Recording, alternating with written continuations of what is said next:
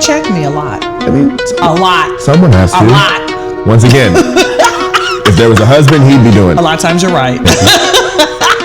Not right. But damn, let me have one. I do think a lot of it, and a lot of times in the Black community, is not seeing children as people worthy of respect.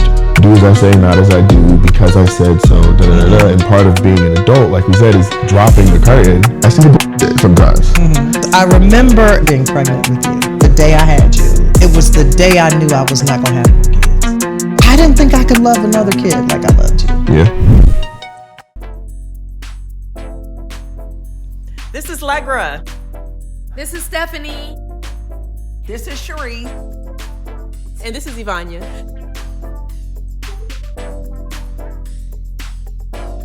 And this is Timeless and Unfiltered, where we are spilling the tea on midlife, One laugh at a time. Woo! Welcome to another episode of Timeless and Unfiltered. I'm Leggra, and I don't have my co-host with me.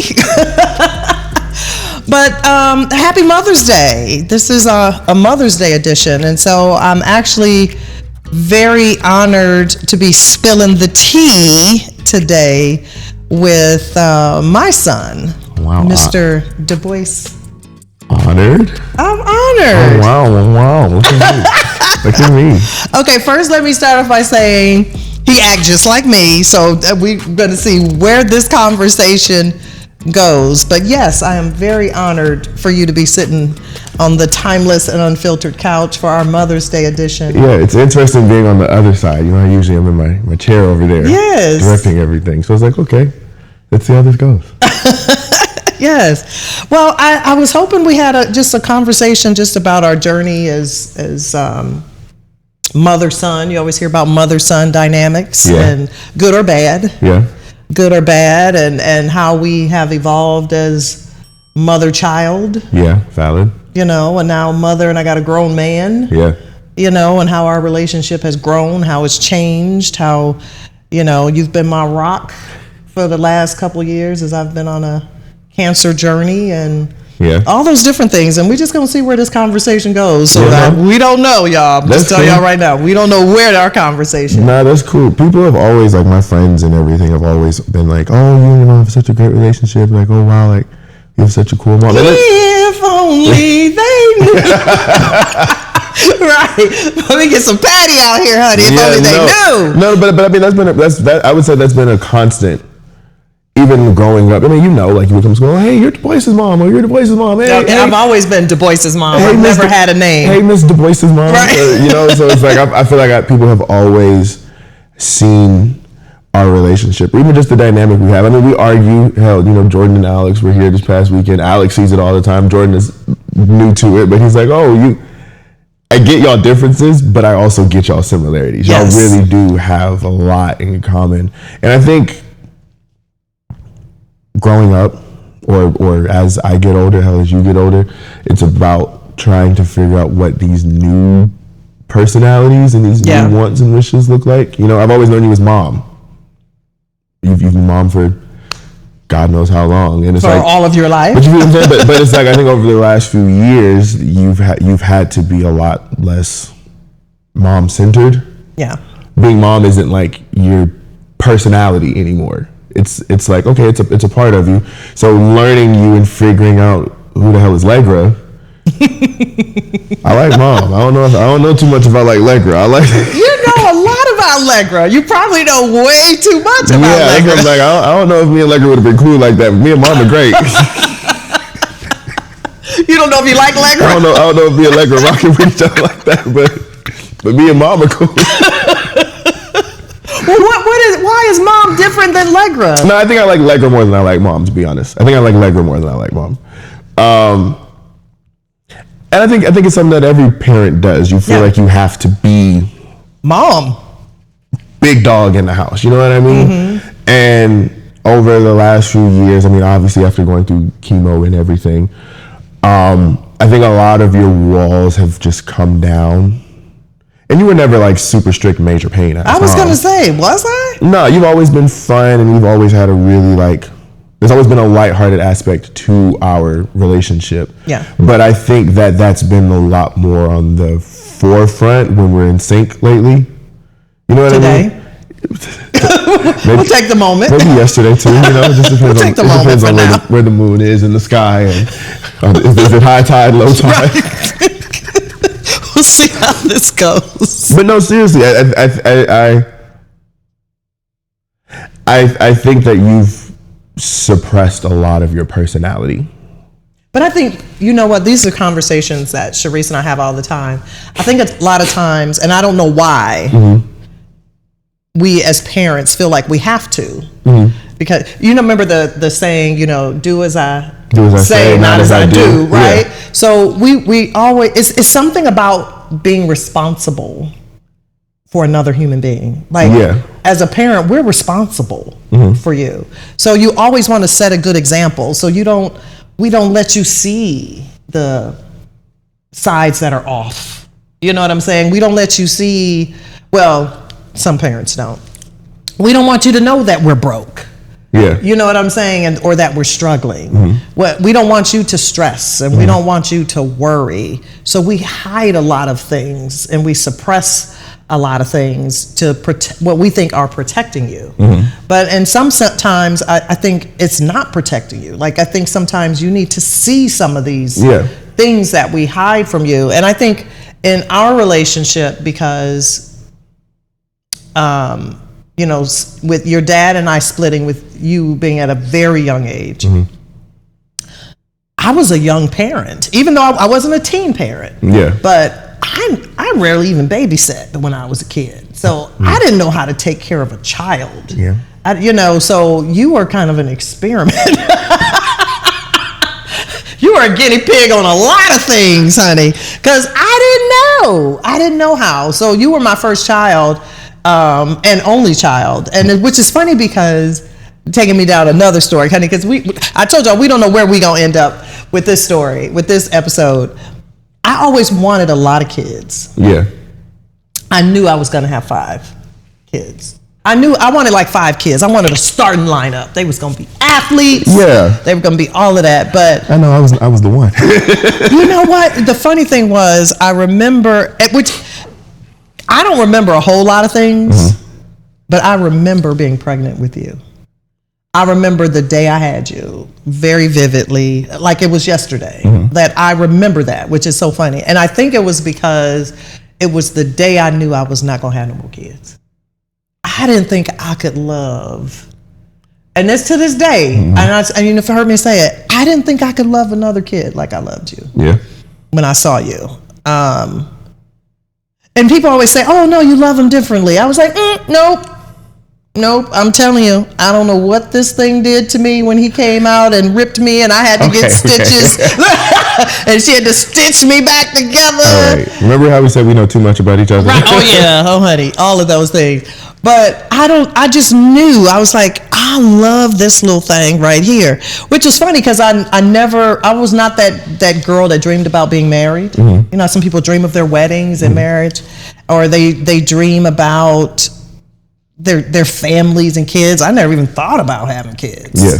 So it was something about when you were born, and I just said, oh yeah, it wouldn't be fair. I would not be fair to the other children. And I don't know if it was because you were the first and experiencing that kind of love for someone. It was hard. I dropped you a couple times, It shows. It shows. I dropped you a couple of times, I still remember the first time I dropped you, I had an epidural when you were born. And no one told me that it stays in your system for so long, even though I was up and about and everything. And I think after you were released from the hospital, because you were jaundiced, I don't know if you remember that. Yeah, Or not remember that, I've told you that. I was there. Right, you were there, but I told you that. So you stayed in the hospital like an extra 3, 4, 5 days. I can't remember how many days. And luckily, you were born in the middle of Kansas, and it was you and one other baby in the whole freaking hospital. So I had a lot of attention from all the nurses because there was nobody else in the maternity ward because you were in the middle of Kansas. But just being able to nurture you and stuff, and I think also seeing you so vulnerable because you were in like an incubator and all that kind of stuff. And then when it was time to come home with you, I remember the nurses, and I was like, wait, y'all not coming with me? Like, what am I supposed to do with him when I get home? You know, and so I always was so careful with you and and carrying you. And I remember walking down the stairs one day, and literally I had no legs. Like gone, like my whole body went numb, and I didn't find out till later. It's like, yeah, the epidural, you know, it stays in your system for quite some time. And like literally at that very moment, my legs were numb. I was walking down the stairs, and I remember I dropped you for the first time. Look, and I thought I broke you, and I cried. I don't think I cried so hard. Well, first of all, the scream that you had when you hit the floor was excruciatingly painful for me. So I was like, oh my God. And I remember calling the doctor, and we were going to get you there. And the doctor was like, oh, he's fine.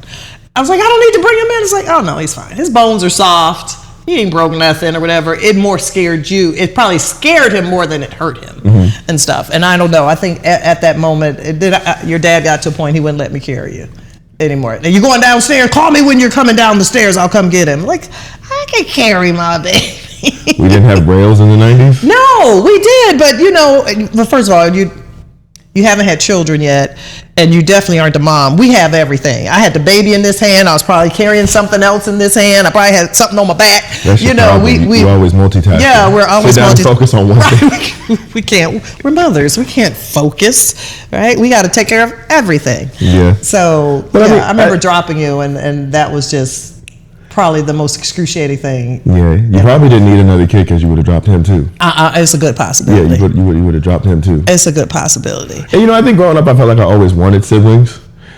But it kind of took me some time to like mentally kind of wrap my head around even like Will's and I relationship. Yeah. You know, like which is my nephew. Yeah, Will and I to this day be like, that's my brother. Like we rarely really call each other cousins at this point because there's not a point. I mean, you think of everything. You guys grew up a lot together too, because you see what I'm saying? Like when you think of everything that quote unquote brothers are supposed to do or go through. I mean, we lived in the same house for probably a lot of your childhood. Probably at least like 11 of my like pre-18 years. You know what I mean? Like we grew up together in the same space and vicinity, and our relationship is a lot more like that. Even Gabriel was always around, or other nephew. Yeah, Gabriel was always around. So I felt like the need for siblings kind of decreased as I got older, and then I didn't want to be a big brother. Why do you want to be a big brother? That's a lot of responsibility.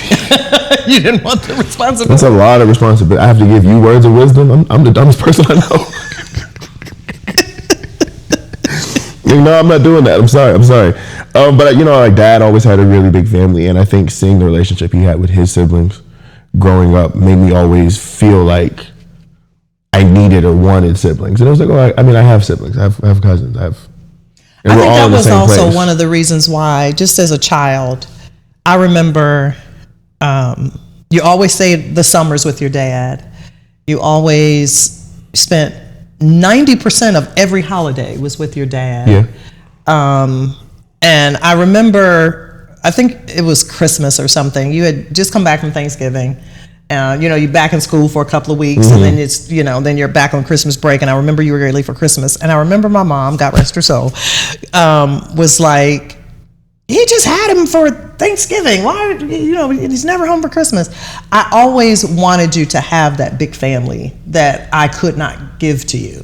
So I never wanted you to feel like you missed out on anything. And you were with me all the time. So yeah, go for the holidays when all the family is together, because your dad was from a very big family. One of 11, I think it was. One of 11 siblings. I mean, even when we were married, I remember the first time going to the house and it was a family gathering, and all the kids and the cousins and all that stuff were there and stuff. And I, being from a smaller family, I wanted you to have that. Like I wanted you to go to family reunions and all of those things. So hopefully you never felt like I was getting rid of you or something. You know what I'm saying? Or like pushing you away for the holidays, but it was an experience I couldn't give you. Yeah.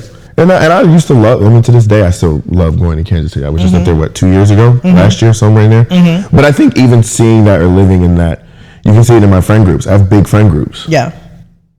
And they might be from here, there, whatever. You know, my friends all mesh well together. So when it is time to actually see, and I'm not being a recluse, like, oh yeah, I'm gonna call my friends, and people come over. It's like, oh, there's a lot of people here.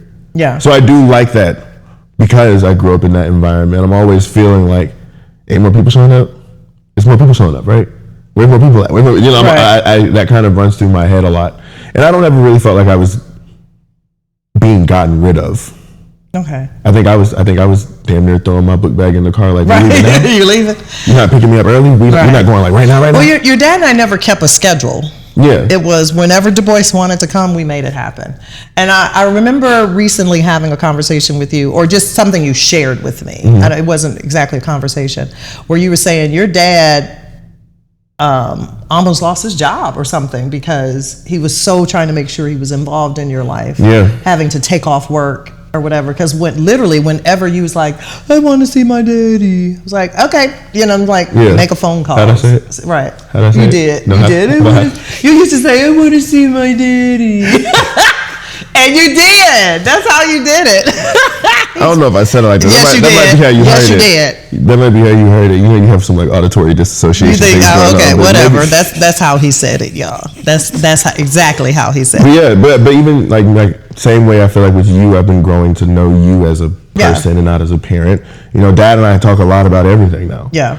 And I'm so glad for you for that, because I always felt like I felt like you felt like you couldn't share with him some of the things that you would share with me. Oh yeah. Or talk to him about some things that I would wish, like, I don't want to hear this right now, but I'm going to act like it's not fazing me because I don't want him to think he can't come talk to me. Yeah. This is really a dad issue. Well, I tell people even now when people ask me about just like my background or like what growing up was like for me, I always say that it's really hard for me to give one straight answer. Yeah. Because I can't. I feel like I fortunately had parents who were always trying to expose me to a bunch of stuff. Yeah. And so living with you is different than living with Dad. I think you guys had different lifestyles, different personalities. Obviously, if it was like one household, there would have been some differences. But you were, although you were still Mom, I knew Mom was a little bit more of a hot girl. Not in a bad way. Like, I was like, wait, not in a bad way, but like you would throw parties and stuff, or like I always love entertaining. There were always people at the house, or you would always trying something new. Versus Dad was like the poster child of stability. Yes. Pastor, same job my entire life. He moved houses pretty frequently, but like that Dad had a level of consistency sometimes that I felt like I couldn't disrupt. Or that I felt like me being myself would be like, whoa, this wasn't in the picture, this isn't in the plan. Like, sports was a big hurdle. And even as an adult, when Dad and I have these conversations, Dad has kind of had to tell me, like, when you said you didn't want to do sports, I stopped talking about it. And as a child, that was such a big thing because I always felt like it was such a, you didn't play basketball, you didn't play basketball. Which is funny because I don't think we did, but I've also learned that a child's perception is also different than the adult perception. Right. Like even for you're an artist. Come on, let's say the word. Yeah. You're an artist. Yeah. You're an artist and you're singing. And I remember you in the back seat of the car, literally in a car seat, singing Earth, Wind, and Fire. Kid you not, because your parents were old school, like old school music. But Earth, Wind, and Fire wasn't playing. There wasn't any music on. You were just singing in a car seat, singing Earth, Wind, and Fire. And so you should have put me in singing lessons then. You were a baby. That don't matter. Barely talking, but you were singing Earth, Wind, and Fire. And I should have let you know then. Okay, I might have missed it. Apparently I missed it. But I remember you talking, us talking, and I remember when you came home from school and you said you were going to be in the band at high school, and I was like, do you know how to play an instrument? He's like, no, but they said they'll teach me. And I was like, oh, okay. And then for you to go to FAM and be in the band, the Marching 100, being the band, and not just do it, but to be very good at it. And I was like, oh, he is definitely musically inclined. I still never saw singing. until you called one day and said, "Hey, Mom, I got a class, and they're going to air it online or something, and we have to do." I don't know if it was a test or something. We had student recitals. Or something. And I remember logging on so I can see, DuBois is going to sing, you guys. He's going to sing. And you were singing opera. Yeah. And I was like, okay, wait, whoa. Like, you never told me what you were going to sing, and you were singing opera. And then all of a sudden, here we are, graduated from school, trying to figure out your life journey and your career journey. And you said you wanted to sing. Mm-hmm. And I remember going, well, why have you never sang before? And you said to me, you never sang in front of me because one time you were in the car singing and I told you to be quiet. Yeah. And I told you to be quiet. Scarred me. And it scarred you. And so when I tell you, and it's so funny because I had this conversation with Sharice after you told me that, the things that we say or do to our kids, like I didn't realize that scarred you. And then I don't even remember the moment, so I can't defend myself, or I can't say I did it. I can't say I didn't because I don't even remember the moment. But your perception of me telling you to be quiet to completely shut that gift off. Yeah. You know what I'm saying? Where for me as your mom, would hope that would have been something I could have nurtured if I had have known. Mm-hmm. But I don't know what was happening in that moment that I told you to be quiet. Yeah. But the way you perceived it was to never do this again. Yeah. Like to never sing again in life. So that's what I mean by when I say the way we look at things as a kid or adult, it also made me think about some things like even with my parents. My mom was a hustler. She worked hard. And how some of the things, like I always say, you take qualities of your parents, you should take qualities of your parents that you love and you incorporate those things in your life. You kind of become your parents, but you also have to see your parents' flaws and how we repeat the cycle and it's generational but you got to find the things that you didn't like about me or whatever to make sure you don't repeat those things. Yeah. So I was thinking about when you said how I told you not to sing, it made me think about my life, how I'm so happy that you have the opportunity to try to pursue your goals and your dreams. And I hope that I'm giving you that opportunity to pursue your goals, because pretty soon we're going to do something else. No, I'm just kidding. No, really, we're knocking on 30. Like, it's about, we only got so long. But I think just culturally, and Sharice and I talk about this before too, we're so easy to kick our kids out at because you've hit this certain age or whatever. But I think about my 20s, I didn't know who I was in my 20s. And so to give you that time to figure it out and to figure out what you want to do, I think I did a lot of things because I was expected to do certain things. So that's what I did. And then it didn't align with who I was. And then I was unhappy. Yeah. And I'm not saying this to say, because your dad and I have a great relationship in terms of respect for each other. Yeah, in hindsight, it's easy. In hindsight, I would have probably never gotten married that early. But it was one of those things I was kind of expected to do it. But I also think I did it too out of fear because I was graduating from college and it was like, well, what was next? Well, what are you supposed to do next? Yeah. Like you couldn't say, you know what, I think I'm just gonna gallivant around the country for a while and figure my life out. No, you're supposed to graduate from high school, you're supposed to go to college, you're supposed to get a good job, you're supposed to get married, you're supposed to have kids. And I think I was doing all of those things, and I think I woke up one day and said, I don't want to do this anymore. Yeah. Who am I? I'm hoping that while you figure out your journey, that you're doing it on your own terms. Yeah. And that I can be as supportive to you as I can, while still being mom. While still being mom, but I want you to always feel like you could live your life your way. Yeah. And not of what I expect of you. Yeah. But no, that's fair. And obviously we've talked about this outside of this setting.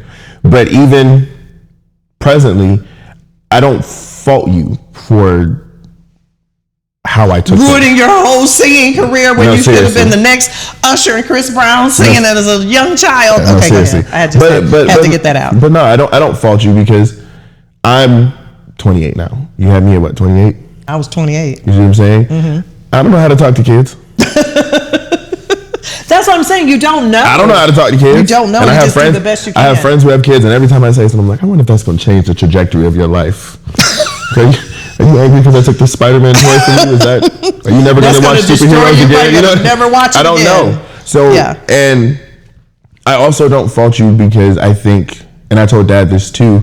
Oh yeah, I was like, my mom got it for me, guys. I was like, oh, this is the first time I've seen you wear it. Yeah, I've worn it maybe 2 or 3 times. I like it. It's nice. Yeah. But I also think that a lot of times what we're like tuned to look out for plays a role in what we see in other people. Mm-hmm. So like Dad, you and Dad were both athletes. Dad worked in athletics. All of my family is freaking athletes. You know what I mean? But you're athletic. Yeah, but athleticism shows up in a lot of different ways. Yeah, it does. You know what I mean? And so it's like, I think that a lot of times we look for, I told Dad, I realized I didn't know how to work hard, or I didn't know how to pursue things I wanted because everybody was telling me, you're an athlete, you're an athlete, you're an athlete. And sports came hard to me. So, and not to say that I feel like it should be easy, but in my head as a kid, I've told Dad that if this is what I'm supposed to be doing, everything else is about to be 10,000 times harder. Mm-hmm. If this is what everybody's saying, oh, you're built for this, you're cut out for this, oh, this is what you're made to be, you're an athlete. This shit is hard. Yeah, being an athlete is hard. And I don't want to do this. If we wanted you to so badly. You know what I mean? So badly. And so I think even like, I remember growing up, like I would sing in church sometimes, or I would do like little talent shows at school. Like, oh, they're gonna give out candy to whoever sings in the talent show. I'm gonna win my mama some candy. You know what I mean? Oh yeah. So like always bring your candy home. Yeah. Too. So like in my head, I had all these instances or all these moments where it felt like I was trying, and it was just like, good job. That's what you got from us? I mean, that was kind of how it felt. You know what I mean? Versus like with basketball, I felt like there was such like a, oh, you want to do basketball? Okay, let's do it. Let's get you a coach. Let's put you in private lessons. Let's send you to camp. And I just think that, like I said, that's what you guys knew how to nurture. You knew how to raise an athlete, and I didn't want to be an athlete. Or when my athleticism showed up in different ways, even though we like to joke like, oh, I didn't get rhythm till I was like 14. You know what I mean? Like, I've always loved dancing, even if I was the kid who was just hopping around in the circle. Well, I think it's because you had your father's rhythm as a young child. Like as a young child. Oh, for sure. And then I still remember, was it 8th grade? Yeah. And you said you were dancing in Cinco de Mayo. And I was like, oh my God, they're gonna laugh at my baby. Because my baby didn't have any rhythm. I was like, oh my God, they're gonna laugh at my baby. But everybody come. I brought everybody out. Y'all come and support my baby. Y'all better cheer. And you better, all of that. I don't care. And you danced your little ass off. And I was like, when did he get rhythm? Yeah. Because you can teach someone to dance, but you can't teach rhythm. Well, you can. And I think that, but I also think that's a perception a lot of times people have of the arts. I think people look at, when you see things like sports, as this is a tangible skill somebody had to learn. Nobody comes out of the room playing basketball. Michael Phelps, with all his genetic predispositions, still had to learn how to swim. Yeah, he had to learn how to swim. But I think when it comes to the arts, outside of an instrument, people assume you're born with it. You're born knowing how to sing. You're born knowing how to dance. So you could teach me to sing? I would never do that. Why not? We don't work. I've always wanted to sing in a church. Yeah. And but it's for selfish reasons. Okay. Forgive me, Jesus. I've always wanted to make people cry. Something about when. But that's valid. That I want that to move you. And when I say make you cry, to move you to the point of tears. Like her voice, her message is so moving. But that's valid. Because honestly, that's how I feel. And maybe I was like, you know what? I want to give this to somebody else. But then I hear myself and be like, But that's how I feel about singing. I've always loved music because of how it makes me feel. And even with making my own music, I always have the conversation of like, what would I want someone else to take from this? Like, or like, what's the moment I would want somebody to play this song? What are they doing? What are they getting ready for? How do they feel? You know what I mean? Yeah. And I think those are the things we're born with when it comes to art. You live your own experiences and then you create that. But the skill of art itself, I mean, that's anything. Learning how to paint, learning how to draw, learning how to dance, learning how to sing, being a good writer. I think we feel like people are supposed to be born with these gifts. Or we perceive these as gifts people are born with. And in actuality, I mean, we have to learn it just like we have to learn everything else. Like how you always say, you have to train your voice. Yeah, you have to train your voice to sing. It's a muscle, just like the same way I got to learn how to walk or learn how to dribble a basketball, learn how to run a 40, like all of those things. I think those conceptually just made sense to you guys because you knew that there was coaches or people who were outside of you who can give you those gifts. Yeah. So like, I'd never fault you guys for not knowing what the right thing to do was, especially because I was in such a completely different sphere of interest that you guys didn't know how to nurture. You know what I mean? So it's easy to watch Blue Ivy because Beyonce knows what that looks like when you have an interest in wanting to sing and dance. And you know, like there's videos of Blue growing up. Yeah. She's in rehearsal. She's dancing behind Beyonce. Yeah. And it's like, you know, people are like, oh, that's cute. Look at her mom. She's really learning and really emulating she wants to do that. And so when you see her now, she's 13 on a freaking national tour. World tour. You see what I'm saying? Sold out stadiums. Yes, and did freaking amazing. You see what I'm saying? So it's like, but her parents are, because they're in arts. Yeah. Oh, okay. Whenever I'm in rehearsal, Blue is dancing behind me. She must like dancing.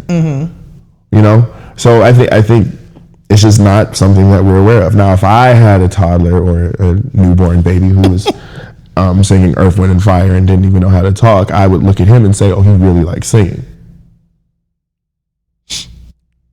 It's okay. I'm saying I missed the mark. We live and we learn. Tap me up. You're gonna say I missed the mark. We live and we learn. But I can't fault you because once again, you didn't know. I didn't know. You don't know what you don't know what that natural gift looks like. And I also think it wasn't on the radar. I lived in survival mode a lot of your childhood. I lived in. I was trying to figure out my life, you know, and in survival mode. And we had a small village, thank you, Jesus, that we did with my sister and my mom. And, you know, you mentioned William and Gabriel, that we had a village to try to figure all those things out, that were supporting us and helping us and all those kinds of things. And now here we are at this stage of life. Your mother's in her 50s. And are you? Yes. Come on. Okay, I thought so. Shut up. I can't stand you. So I told y'all, act just like me. And then here comes cancer. Yeah. And I felt like cancer came right at the moment where I felt like I was getting my stride. Yeah, it did. I remember all the conversations we had. Yeah. Because I moved home that February. At the end of February that year. And then you got diagnosed that October. Was it the same year? I don't remember it being the same year, but no, it was the same year. I had just moved home. Okay. I was really starting to get into entertainment, television, film. That was the year I worked my first BET Awards. Okay. Yes. So did that, and then had October come around. No, it was November because I was about to work Soul Train Awards. I left for Soul Train Awards, and you called me that Monday, and they said the doctor called you back and said the biopsy came back positive, and it was cancer. What was your thoughts? What were you thinking, or how did you feel? It was a lot to process. Yeah. But I also think a lot of times my emotional state goes into, like you said, survival mode. Yeah. I felt like I didn't really have a lot of time to worry or sulk, I guess is the word. The word. I called my friends. That's probably the first time my friends ever saw me cry. Oh, you cried? Yeah, I cried a few times. I called my friends. It was the first time my friends ever saw me cry. And I made sure to never let you see that. Because I never saw it. Yeah. Yeah, I made sure to never. But I know my child, too. I know he cried at some point. Yeah, I'm a crybaby. He's a crybaby. So I know you did. Yeah. But I never wanted you to see that because I felt like that took away from what you were going through. No. And I think But I'm going to tell you, my biggest fear was, if it was worse than I thought it was going to be, was leaving you behind. Yeah. That was my biggest fear. And not to say like fear of death. Yeah. It was, had I prepared you well enough? Yeah. Were you going to be secure enough? The first thing in my mind was, oh my God, my house is not in order. like financially making sure you were going to be okay, because there are no siblings. Did I teach you all the things to make sure you were going to be this great man? You start thinking about all of these things. It wasn't me that came to my mind. It was, oh my God, what's going to happen with you? And I don't know if that's the mommy parent thing or whatever that is, but it was more so whatever happens with me is going to happen with me. I'm going to fight or whatever. But if I didn't make it or don't make it, what's going to happen with my son? Did I instill all the things that I should have to make sure that you were going to be a great man? Did financially, is he going to be struggling because you had just moved home, like you're saying, you just moved back home. Do I have everything financially? Okay, is your life insurance in order? All these were the things that came in my mind. Was I a good mom? To make sure that you were going to be okay. That's valid. I don't think I ever really even had time to consider that. That was the first thing for me. I don't really feel like I had time to consider that, because I think Dad had also just told me about his... your dad had a health scare. Dad had also just told me about his stuff. And then here, right behind here I come. We knew the next year some change was gonna be weird. I think it was the first time I considered the mortality of my parents.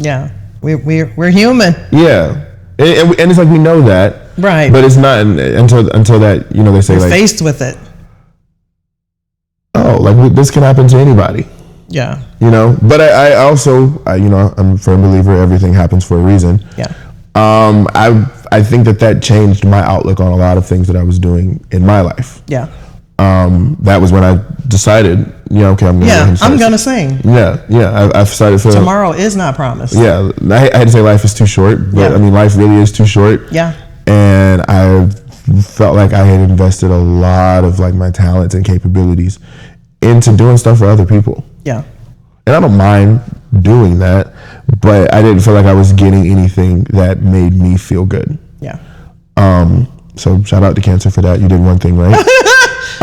It still sucks. It still sucks. And honestly, I feel like if I hadn't started that around that time, that it would have been a much bigger strain on our relationship. I think Cancer was a really big strain on our relationship, and it didn't really leave me a lot of room to vocalize how I was feeling and going through that, And you were trying to be so considerate of me. Which is fine, you know what I mean? But you were going through a lot, and obviously that takes a toll on you mentally and emotionally. And so, I hope I wasn't that bad. I mean, I can't say you were or weren't, because I don't really know what it's supposed to look like. I can't say you were or weren't, but I do know that it was a lot more tense between the two of us a lot of times, and for things we couldn't even control. You mad because you can't feel your feet. What am I supposed to say about that?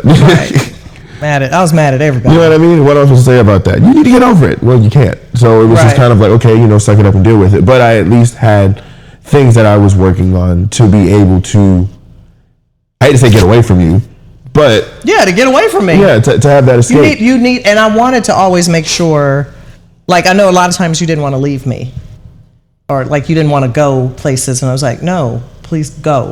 I'm fine. I'm not gonna do anything but go to sleep. You don't need to sit here and watch me sleep. So go hang out with your friends. Go to the studio. Go all those things, because I didn't want you to feel like your life had to stop. I didn't feel like it did. I definitely felt like going through that gave me a lot of anxiety. Even when I would leave, I was trying to come back quick as hell. You were. I don't want to be gone for a very long time. My room is right beneath yours, so to this day, you drop anything, I'm like, you good? It was a lot of hyper vigilance, and I think that I also felt that way because you would never really tell me just how bad it was.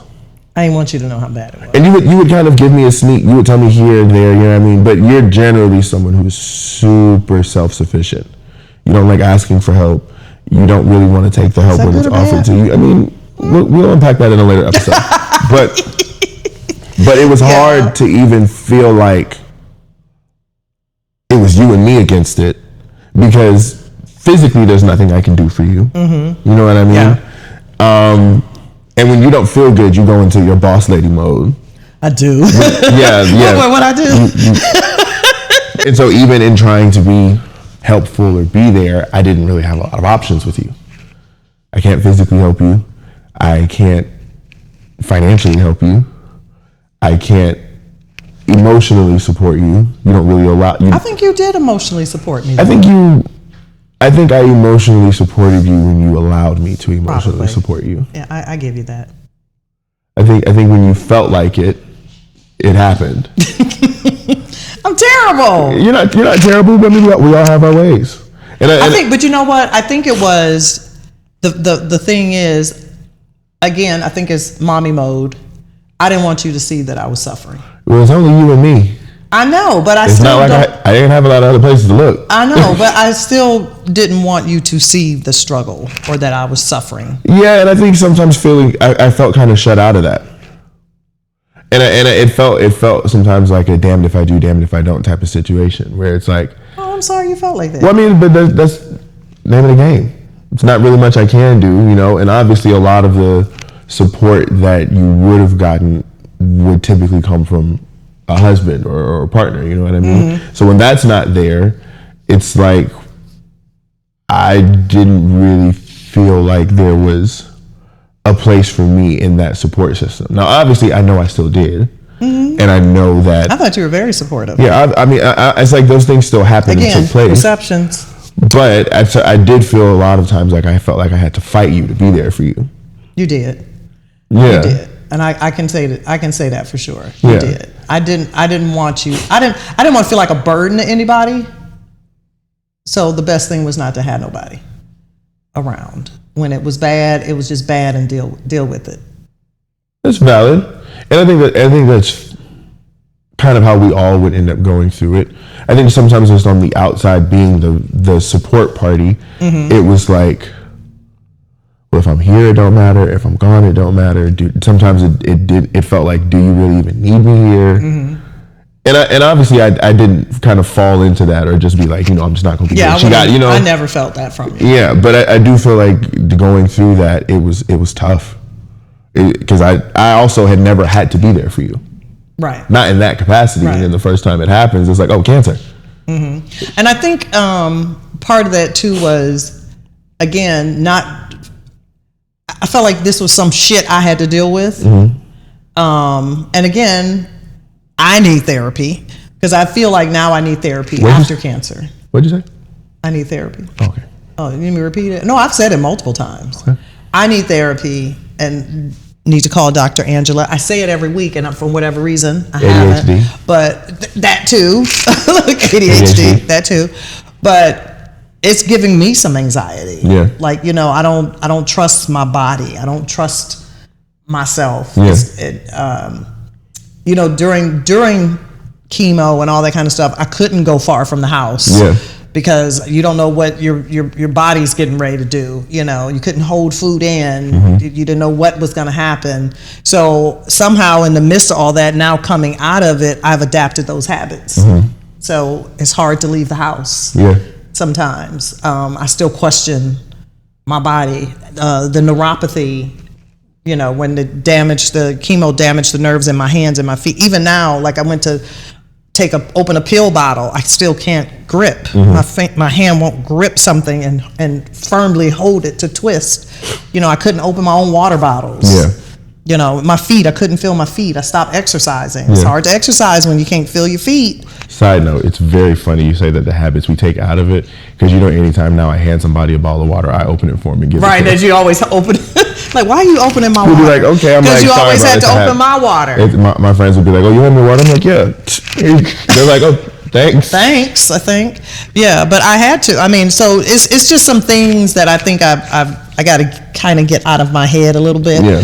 That I'm a little bit in my head. But I wanted to publicly say thank you for supporting me. Don't you start. I hate you. I can't stand you. It was tough. So I know it was tough for me, and I know it was tough for you. I'm sure it was tough for you to watch. Just every time I clench your butt cheeks. Oh no! You got Stephanie off on the side telling him clench his butt cheeks. so he won't cry. But I know it was tough to watch. I know it was a tough journey. I know I wasn't always the most pleasant of people to be around.